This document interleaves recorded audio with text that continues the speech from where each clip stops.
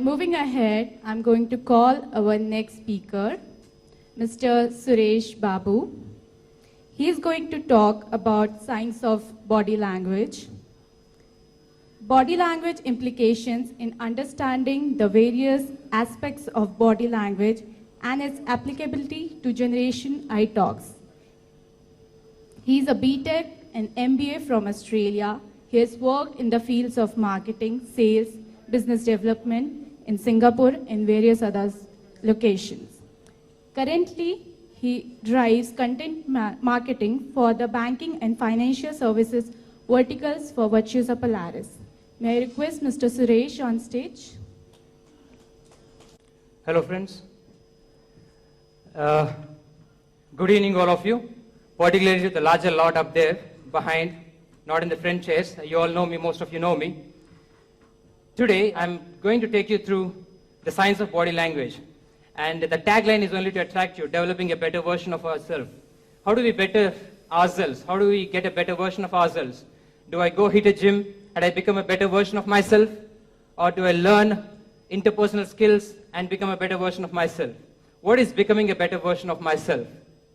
Body language is as old as human beings. I can say that. We have been moving, we have been showing gestures, we have been showing different expressions from the starting of time. And it is also to be understood that body language will stay forever. May it be the 1970s book of Desmond Horace on how we ape women and men, or how animal instincts are hitting the men. It's all the work of Darwin. Darwin, in his evolution theory, correlates how animal instincts and men behavior are closely related.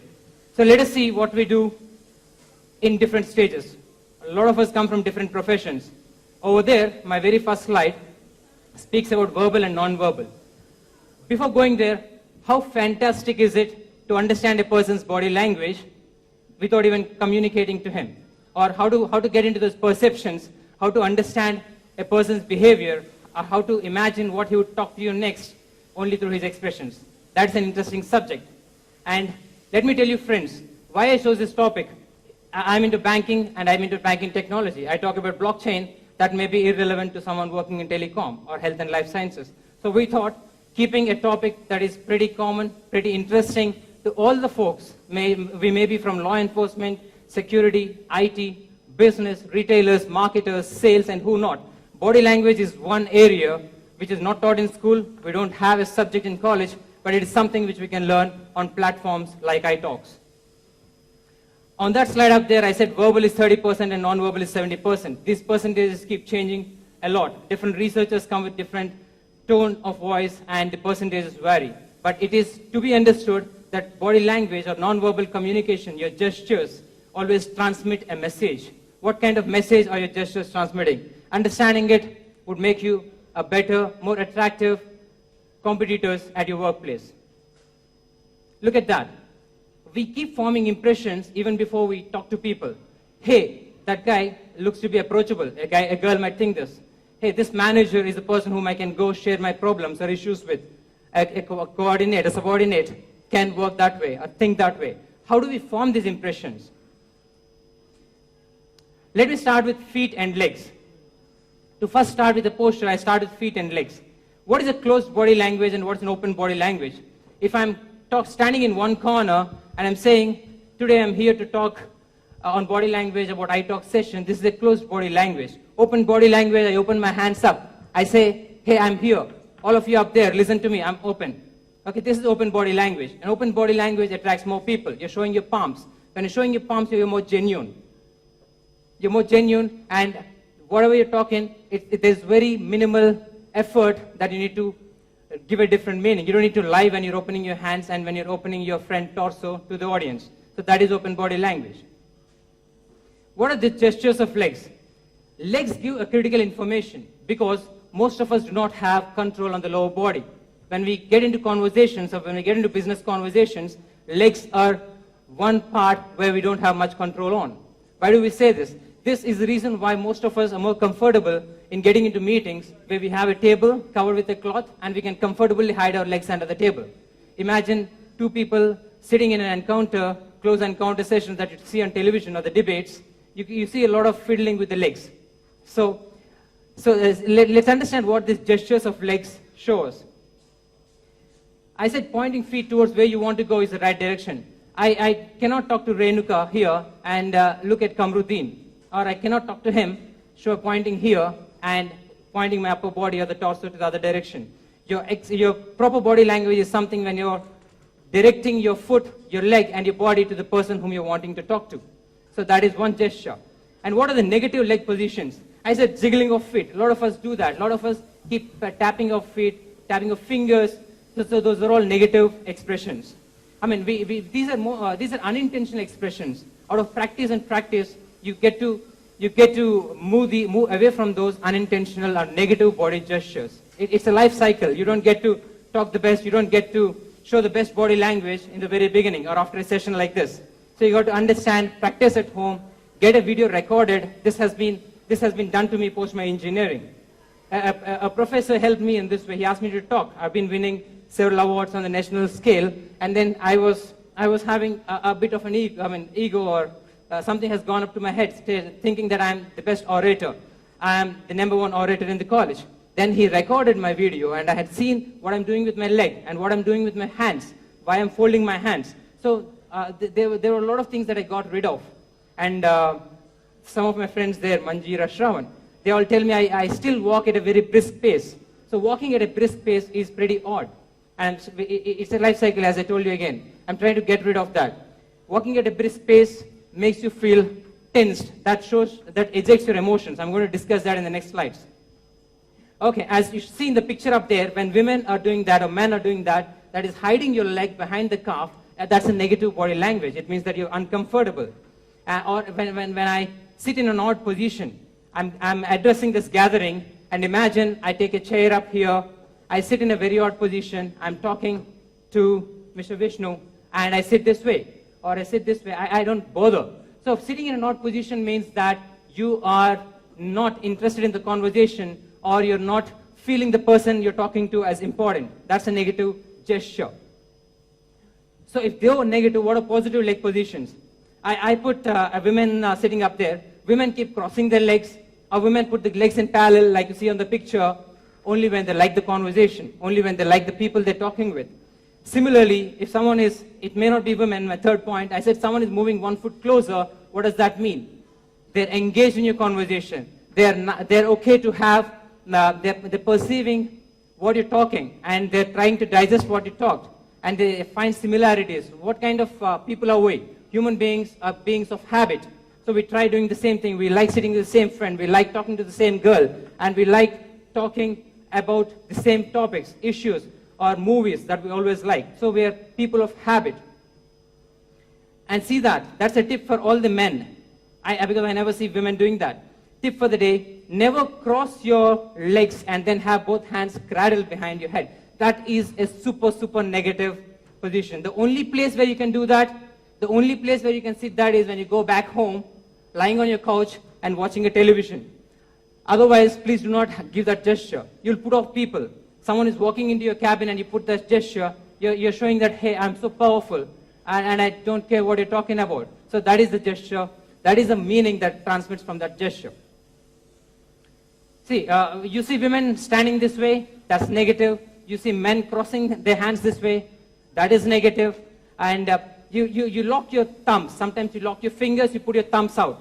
They're all negative gestures. And when if this is a drink and I'm in a party and I'm covering my chest with a drink, that is negative. You can always hold your drink that way. So these are all negative gestures. So what do I do with the hands? If I can't do this, I can't do this, I can't. You just leave your hands that way. This is confidence. You leave your hands to either sides of your torso or your body, and that is more confident. You walk this way, you open, and that's more confident. And open body language, use your hands to show different gestures. When I'm saying I'm coming, I'm curling, I use it that way. When I say I got to move from that position to this position, I'm using my hands. I cannot just fold my hands and then I move from that position to that position. Imagine how odd that looks. So that's the way you got to use your hands and arms. Taking control of handshake. Can you come here, please? So this I want to explain because I've been reading a lot on handshakes. So what happens when a person wants to come and give me a handshake? Look at that.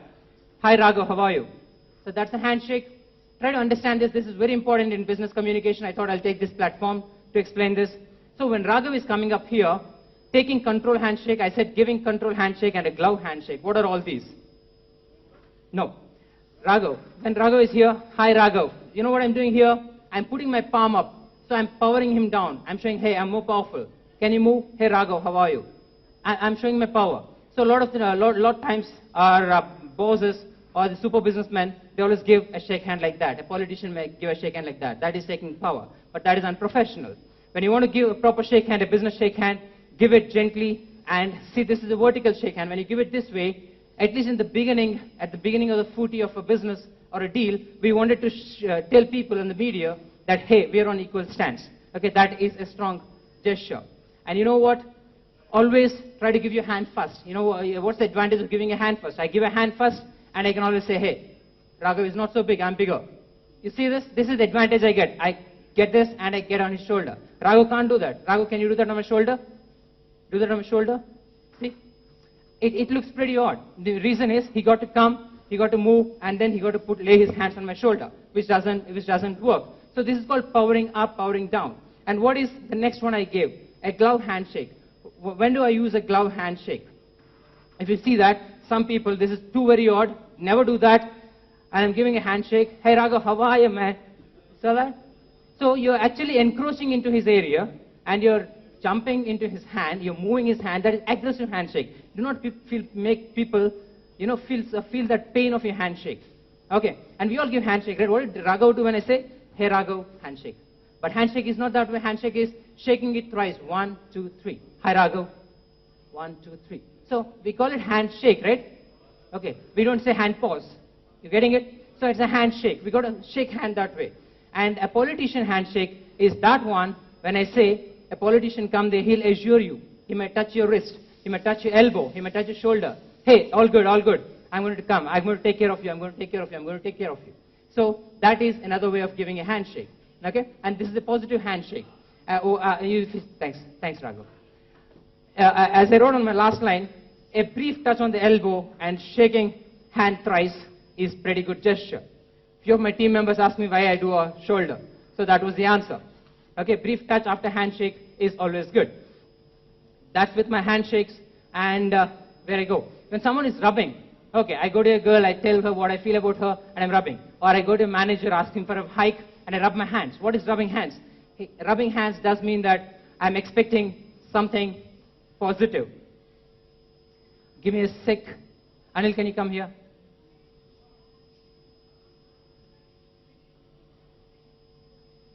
Stippling hands. Okay, you would have seen one important person in this company who often does this, and none other but Chris Kanakaratne. We have been doing pretty good in this quarter, and let us continue these efforts post-acquiring Polaris. He keeps doing this. What is stippling hands? This is called stippling hands. You see any photograph of Chris, he'll be like this. So if you want to show that you're confident, if you want to show you're authoritative, you can either do an Obama. What does Obama do? He doesn't point this way. Pointing is the wrong gesture. He closes his thumb onto his fist, and then he'll say, we got to fight terrorism. Let's go anti-terrorism. Let's pass this bill on anti-terrorism. So he does this. Fist. Similarly, RCU and many others, they'll do either a lowered staple or an upward staple. So stippling effect is something which is important. And but make sure, but you cannot use this expression again and again. In a speech, you hardly use it thrice or 4 times. What are clenched hands? Clenched hands, they also put in a negative emotion. We listen this way, right? Most of the time we get bored, and this is one common posture. And girls, they put it this here. So this is negative, or they're holding back a negative emotion. When your hands are clenched, it means that you're holding back a negative emotion. And it's difficult to decipher. We can't infer what he means. If I'm standing this way and just listening to you, can you infer what's running in my mind? No. So that's closed, okay? That's a wrong gesture, not a powerful gesture. And gripping hands. So this is pretty interesting.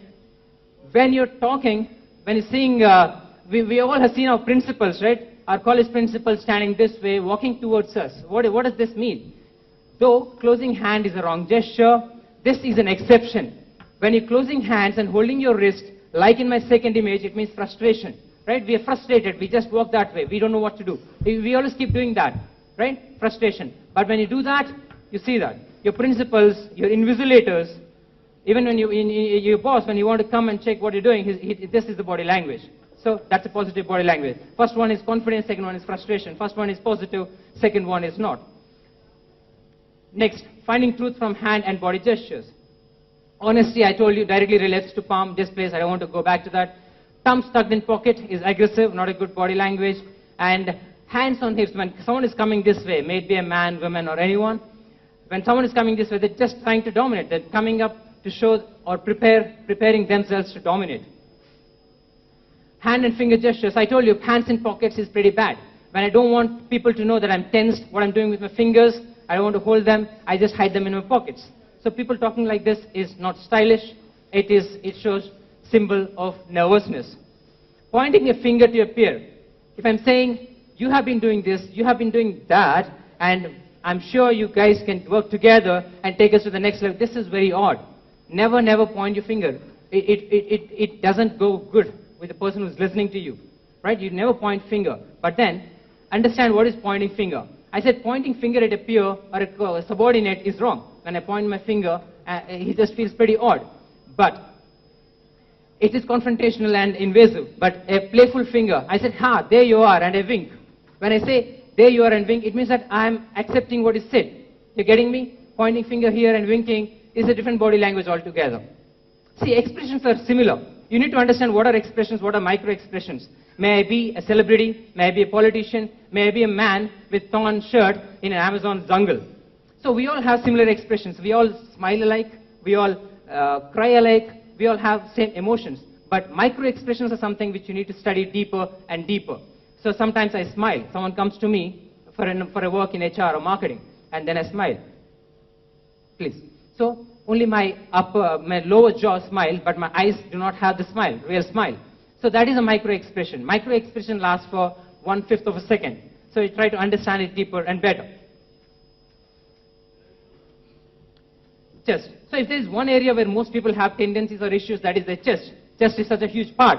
So you cannot hide a chest. You can hide your arms, you can hide your fingers, you can hide your legs behind, under the table, under the cloth. But chest is one area where you'll not have the same way or manners to hide. So, I mean, we all got to work in a computer, right? So most of us have these rounded shoulders. We crouch. Okay, we crouch to the computers. So the right way we all know is to have your chest out and to have your back and your lat, your entire torso in a straight position. That's good for you. And if you're already in a rounded shoulder method, we can always get back that proper shape in a workout. Hand, a good posture is when you shake hand, your shoulder line and your neck, your backbone, that should be in a T form, like me here, and I shake my hand and I look straight up, right? I said when you tilt your head down, you look too submissive. We try to pretend we look too submissive when we tilt down, and when we tilt up and we talk this way, we sound too very arrogant. So either a bad and facing head forward is the right body language. Eye contact. Most of the impressions are made depending on the eye contact. How genuine am I? We write eyes are the soul or the window to the heart, right? If I remember it right. So it's important to follow the 80-20 rule. 80% of the time, connect with the person, look into his eyes. But 20% of the time, let your eyes wander. Look somewhere else. Don't stare at him all the time. That gives a difficult expression for the person to listen to you. Eyes are the window to the soul. Here I write. Okay. And a strong eye contact is dilated. You see, I had bad eyes. Huh? One of the friends there already commented that I had very poor eyes, as I don't sleep much. But listen, look at my eyes, and I'm going to show you a few body language expressions. Strong eye contact is dilated versus constricted.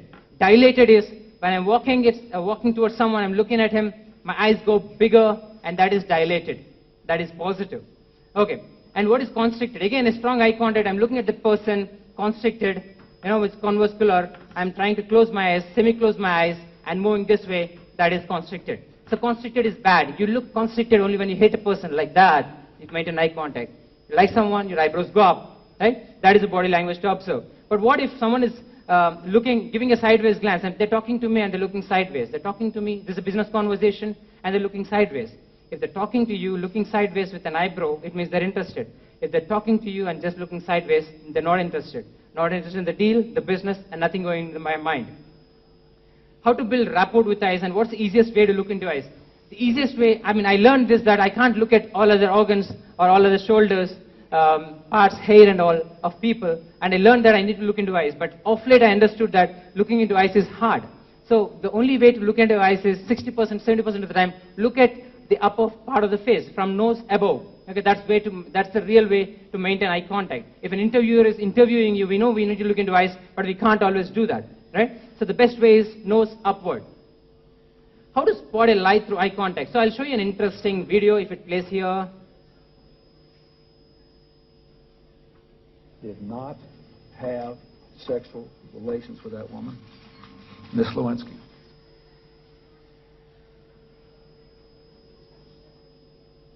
Can I have it again louder? I did not have sexual relations with that woman, Miss Lewinsky.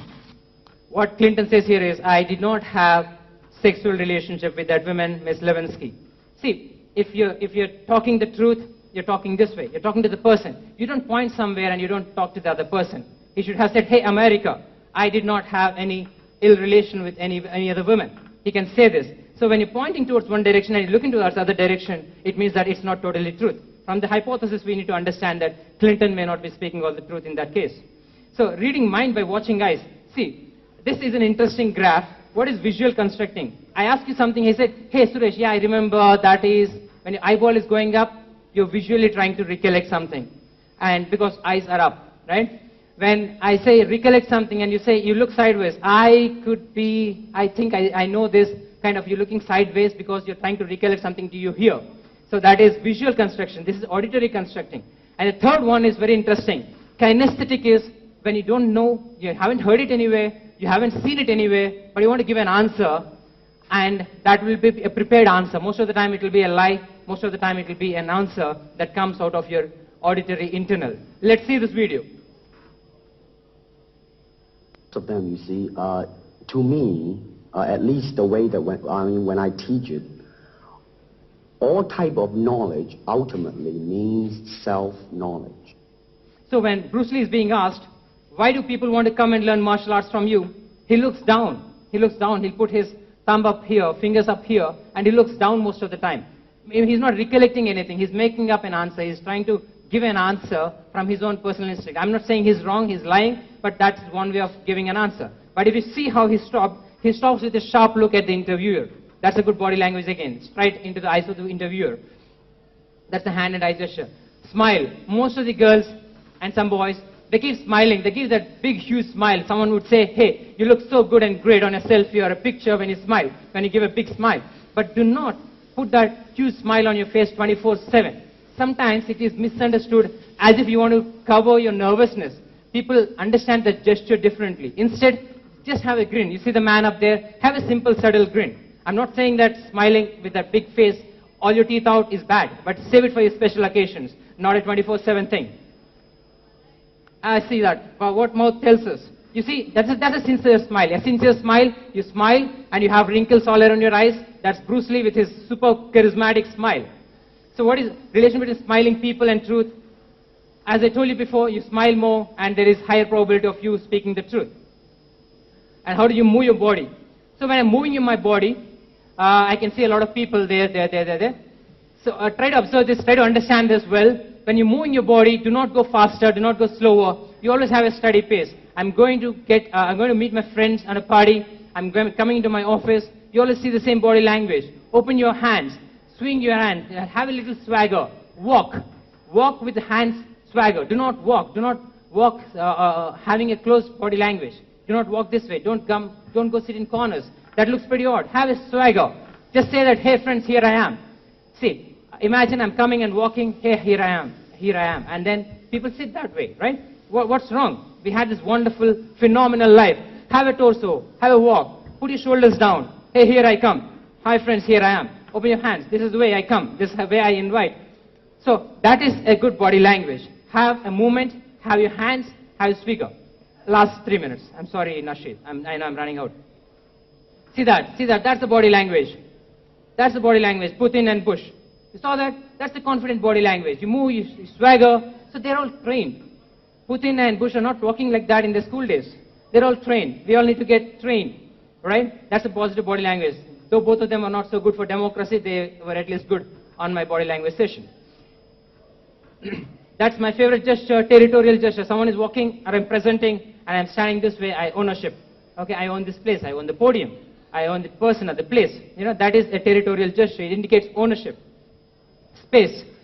The more space you take up, the more comfortable you are. See, most of you crouch and sit down, right? Maybe that's part of our Indian culture. We crouch and sit down. We sit so pretty close. No worries. Drape your arms under the next chair. Move. Take your space. When you bring your mobile phone or your laptop or any other gadget, spread it on the table. Don't spread it in a way that you occupy 3-4 tables, but spread it on your table. Right? The more space you take, the more open you sit, the more positive, the more confident you appear. And that's all. That's my Japanese way of saying thank you.